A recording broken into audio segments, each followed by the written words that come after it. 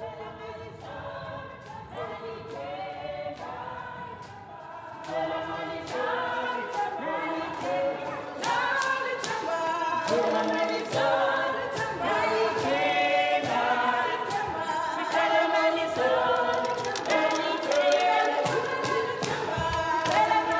antiretrovirals and with the program, it has saved a lot of people's lives, and it has saved my children's lives as well.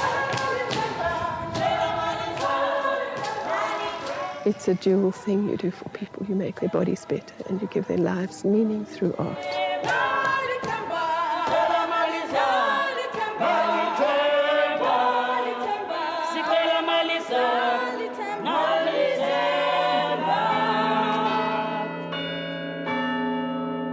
Southwark Cathedral in London is preparing for the unveiling of the Keiskamma altarpiece.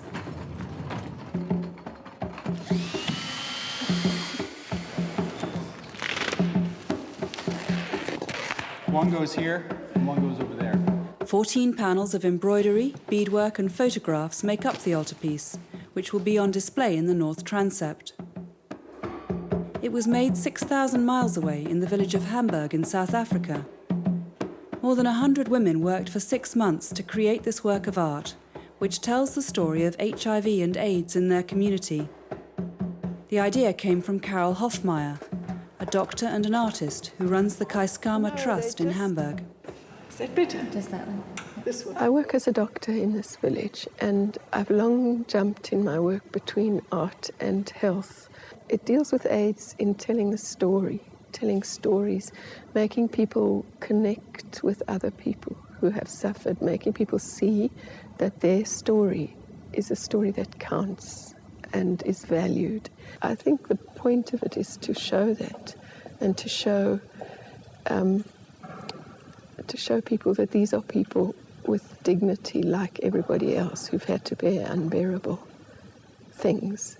Be bright in the corner where you are. Be bright in the corner where you are.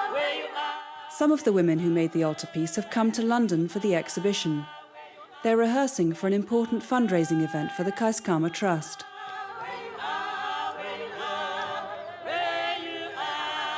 Hamburg lies on the banks of the Keiskamma River in South Africa's Eastern Cape province. It's a rural area with great poverty and deprivation. Carol moved there 8 years ago. When I came to Hamburg, it was the first time, believe it or not, that the real realities of what it means to live not knowing if tomorrow you've got enough food, or if you can get a sick child to hospital, or if the ambulance will come, were brought home to me. And then the absolutely beautiful physical environment, which is very unspoiled. And those two things made me want to do something so that people had some money, some income. And that's when I started the embroidery project.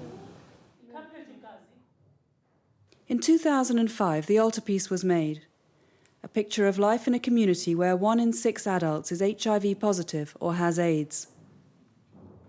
The first panel shows a widow in front of the cross, wearing traditional mourning clothes after her husband has died of AIDS. Her children stand beside her, representing AIDS orphans across Africa. On either side stand 2 respected village elders. Legina, dressed in her church clothes. The other, Susan, has lost her youngest son to AIDS. His death and funeral are shown in the bottom panel. Inside the first set of doors is a vibrant and colourful vision of a different life in Hamburg. The women were asked to picture abundance and life without suffering, life without AIDS and poverty. In an extraordinary coincidence, antiretroviral drugs, or ARVs, became available for the first time in South Africa while the women were sewing the panels. Everyone knew that there were people in the village who had started the drugs and were beginning to get better.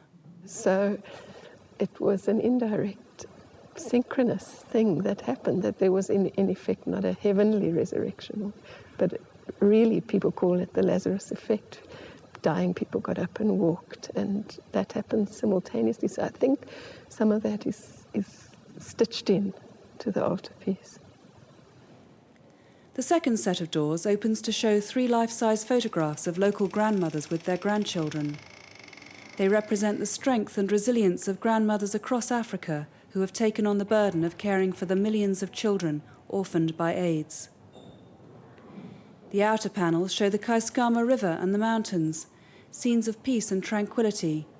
The artists have sewn their names here, and also the names of relatives who have died.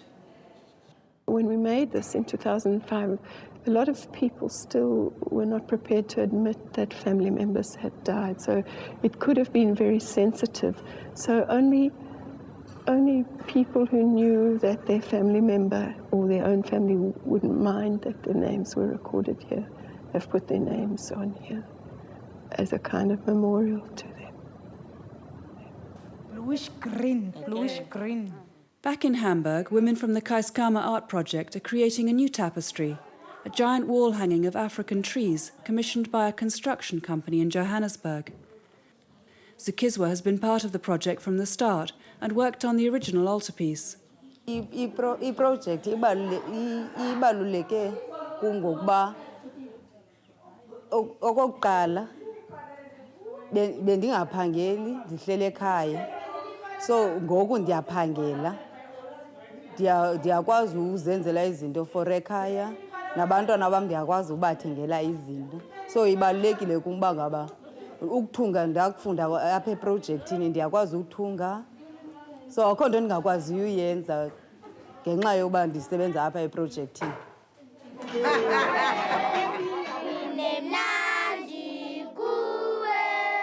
Zukizwa's elder daughter, Sinokono, is 10 today and the family is celebrating.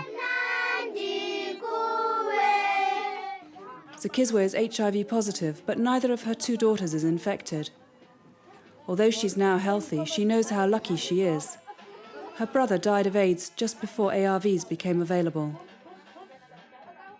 Take it, you'll start tomorrow morning and then you can go home shortly. And I think Tandi's gone over each of the drugs and the side effects. We'll go over that tomorrow when you start. ARVs are now a way of life for many people, and AIDS is no longer a death sentence. Here at the Keiskamma Trust HIV and AIDS Treatment Centre, people come from villages all around to be assessed and begin their treatment. Carol started the centre and is the only doctor working there. She believes caring for people's health, enabling them to earn a living, and art are all closely linked. Well, there's very little point in making people better if they can't earn an income. And the AIDS epidemic all over Africa has made people realize that that the treatment of HIV is completely holistic. Unless you look at the family, unless you look at the income, unless you give people meaning for life, which is what art can do. People often recover their health quickly when they start ARVs, but they have to carry on taking them for the rest of their life. It's important to monitor them regularly, so the treatment centre employs a team of village health workers to do that. Nosisa is one of them. She looks after people in her village and the surrounding area. The exhibition of the altarpiece in London is raising money to pay her salary and the salaries of the other village health workers. Uziva right namhlanje? Ndiziva right, umzimba ubuhlungu. Nomvuselelo has AIDS and is on ARVs. It's a complicated cocktail of drugs twice a day, and Nosisa is checking that she's taking them correctly. Namhlanje nditye le Zerid, ndatya lo Triticin, nale Neveropin. Yeah. Okay. Kusasa ngo-8. Ngoku ndizawuphinda late ngo-8 nditye kwa ezi. Without village health workers, we would have almost no access to the homes and lives of the patients that we're treating. And in order to treat a patient, it's essential that you know what's going on at their home. And when there's a problem, someone can report it to us. Jobs here are scarce, and the money Nosisa earns from her work means she can pay for food for her family and for the education of her children. Kongo. Gena. Many people living with AIDS have other health problems and need the support of the village health workers. Pumsa has recently been to hospital because of severe pains in her legs. The doctor gave her crutches and told her he didn't know what was wrong with her.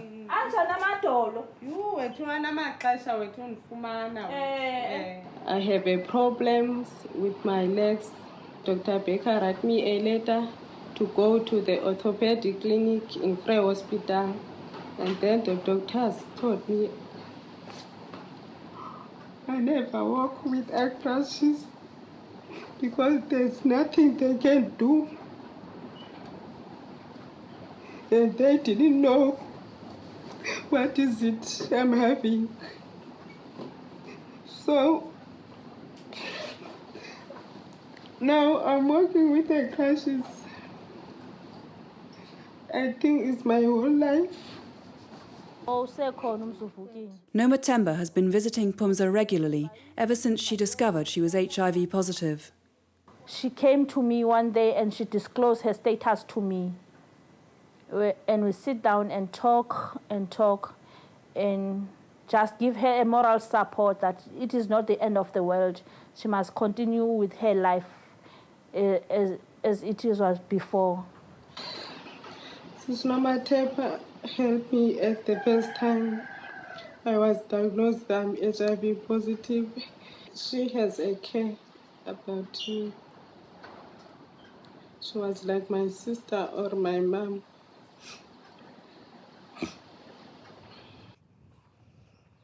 Caroline is also a village health worker, but she has first-hand experience of AIDS. She's on ARVs herself, so she knows exactly what it's like for the people she visits. Ezi pilisi ke umuntu akaziyeki uzitya ade ayokufa. Njengeepilisi zeswekile, njengeepilisi zepressure. Angathi umuntu awuziva engathi ubhetere, azilahle, aziyeke. Uzitya impela ezi pilisi. 17, 18, 19, 20. When I found out that I was HIV positive, I think about my children. They are too young. They need to go to school. They need a mother. So I stand up for myself and I said, I am going to help other people to be like me, to know that HIV positive is not the end of the world. For Carol, the health work and the art go hand in hand. For a long time when I worked in medicine, it began to seem pointless, and that's why I studied art, and art gives meaning, and people have to get better to get to a life that has meaning, and art is something that gives people that meaning. So it's a dual thing you do for people. You make their bodies better and you give their lives meaning through art. Eunice Mangwane is the grandmother at the centre of the altarpiece with her grandchildren. One is HIV positive. She also works as an HIV and AIDS counsellor at the treatment centre. The altarpiece, I would describe it as something that has broken the barriers between the infected and the affected people. It has brought healing within our community. It has brought hope within our community, this altarpiece, really.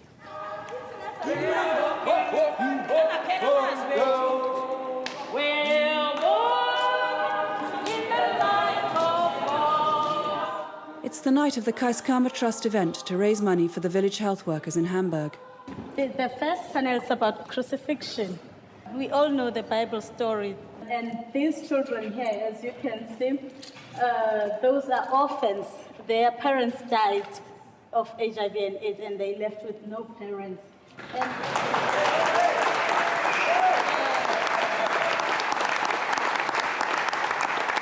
On that side, you will see there is a tree of hope. Down there, you will find our community people. The evening ends with a message from Eunice, dedicated to all those affected by HIV and AIDS.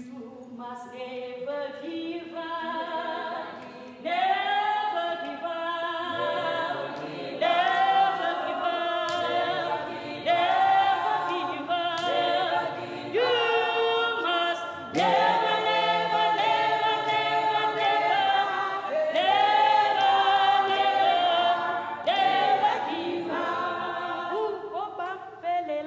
Bambe